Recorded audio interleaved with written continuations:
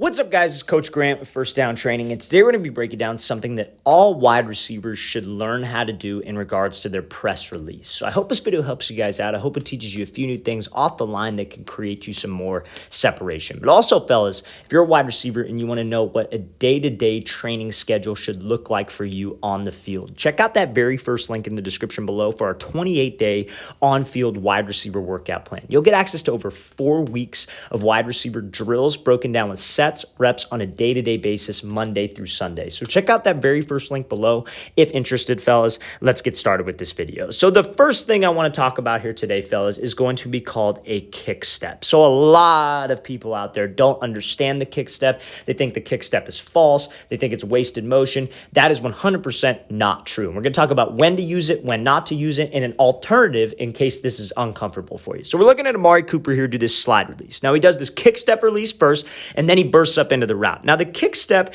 is for balance, but the kick step is also for explosion. So what the release Amari Cooper is trying to do right here is called a slide and go release. So some of you guys have probably seen that slide release, right? Where receivers will slide to the outside, DB will jump with them, they hit like a crossover move, and then they run a slant, right? So this builds off of that. Maybe we've done this on this DB before. So we are trying to slide to the outside, make it look the same, and then push back up vertical. Now on this slide and go release, you actually have to get outside of the DB's frame to make it look like a fade, to threaten him vertically, but to also make it look the same as your slide release. So you use this kick step right here to do that. So a kick step is where you take your back foot and you kick it behind your front foot. Now, everybody hates on this and says that it's a false step.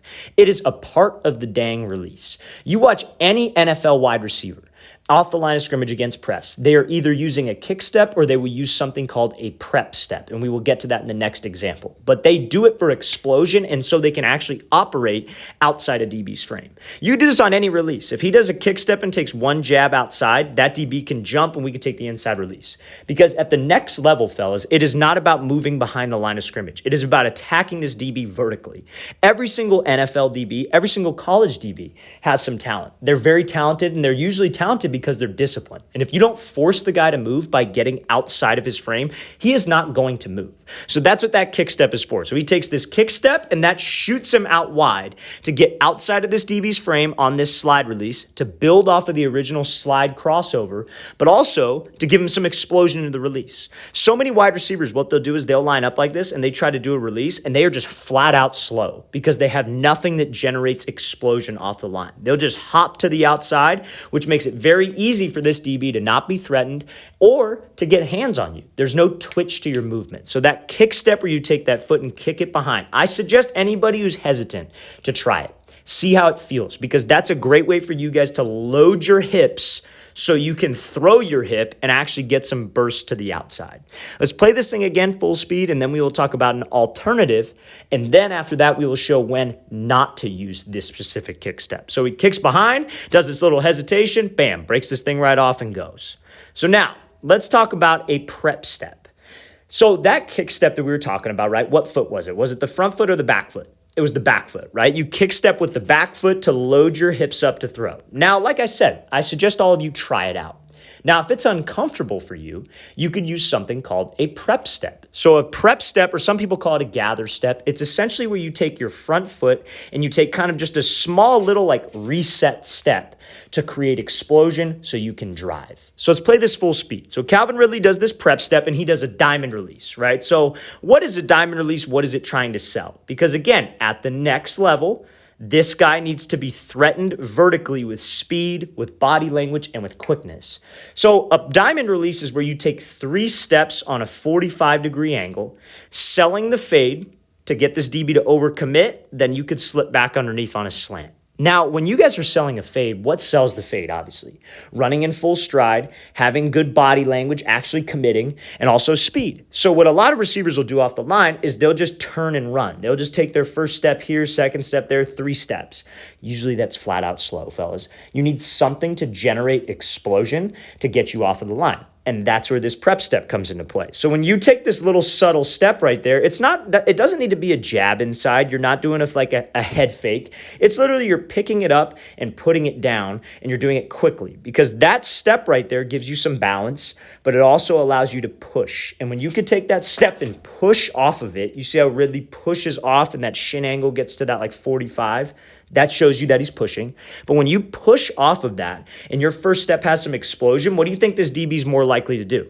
Open up and run, because it looks like a speed release where you're just getting off the ball right now and trying to go win to the outside. So fellas, you need to add that prep step. You need to add that kick step to your press release game.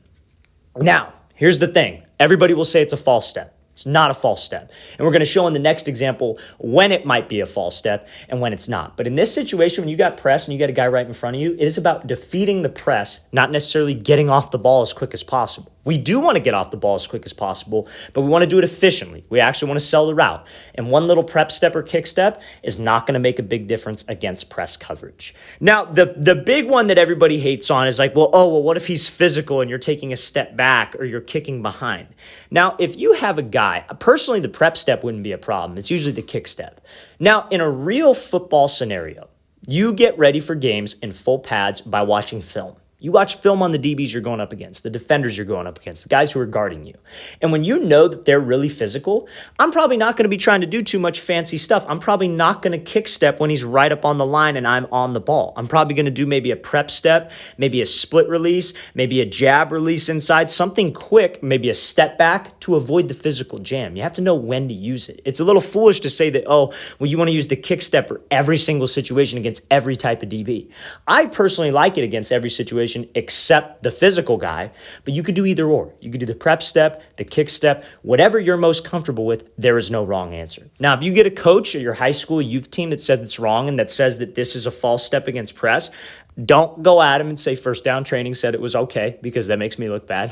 But when somebody tells you that, just say yes, sir, nod your head, don't talk back to them, and then just do it the correct way. Because at the end of the day, what those guys care about is you beating press. They care about you getting off the press. That is it. You face press coverage, yep. If you beat the press, I guarantee you they are not going to say anything because it makes them look good. You just got to know, again, old school guys are not going to like this type of stuff, but this is what generates quickness and explosion. And I challenge anybody to find me a press release where a receiver doesn't have some kind of movement with his front foot or his back foot to generate power.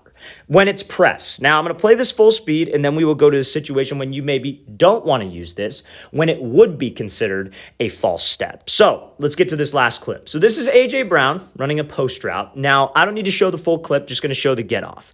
So he's obviously in a good stance. Got about 70% of his weight on his front foot. His back foot's kind of underneath his frame, if you will. It's not extended and super wide. But when that ball is snapped, he gets off the ball fast. There's no false step. He's just getting into his route.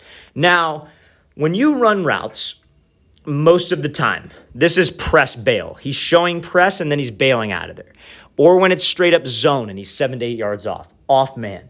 Routes are usually based off of steps. So let's keep it simple. Let's say it's a 3-step slant and you have press bail coverage.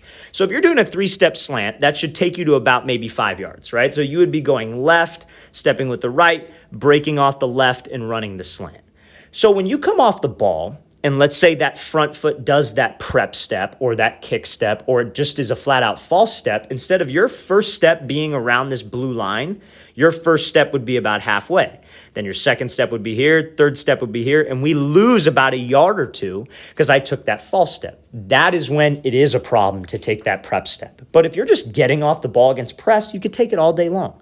But when it's zone, we just got to go. There's no need for a prep step. There's no need for a kick step. We just have to get up into the route because it's steps based at a certain level. When you get to college, everything is steps based because everything is timing based. Now, on a 3-step slant, it might not make a huge difference, but let's think about it like on a 10-yard speed out where you're breaking off the third inside step and you break it 8 and you round up to 10. That is a very, very timing based route. So if you take a false step and your first inside step is at like 2 yards, and then you're not going anywhere off of that first inside step and you break it 6 yards, QB's going to overthrow you because he's expecting you at a certain depth.